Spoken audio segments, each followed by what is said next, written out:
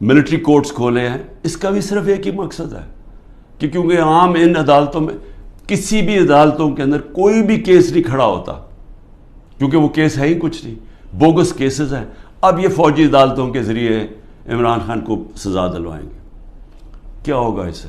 میں تو تیار ہوں, میں تو ہر چیز کے لیے تیار بیٹھا ہوں, ہر جگہ ہر دوسرے دن عدالتوں میں پھر رہا ہوں, جا رہا ہوں.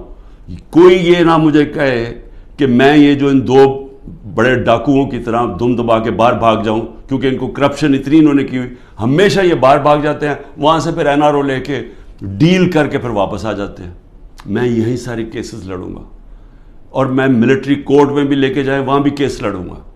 لیکن یہ یاد رکھیں کہ مجھے ایک آدمی کو باہر رکھنے کے لیے جو آپ نقصان پہنچا رہے ہیں پاکستان کو, سارے پاکستان کی عدلیہ کے نظام کو, جو پاکستان کی ڈیموکریسی ہے, جو پاکستان کے ادارے تباہ کیے جا رہے ہیں, یہ جو جھوٹے کیسز بنائے جا رہے ہیں. سوچیں کہ یہ جب آپ پولیس کو اس طرح کام کروائیں گے پولیس سے, تو وہ اپنے بھی کام کریں گے. جس طرح میں نے ابھی کہا کہ ہر جگہ پیسہ بنا رہے ہیں آپ کہ جی جیو فینسنگ میں آپ کا نام آ گیا, اتنے پیسے دے جی, نہیں تو ہم وہ جو 3 MP اس کے اندر پکڑ کے آپ کو جیل میں ڈال دیں گے.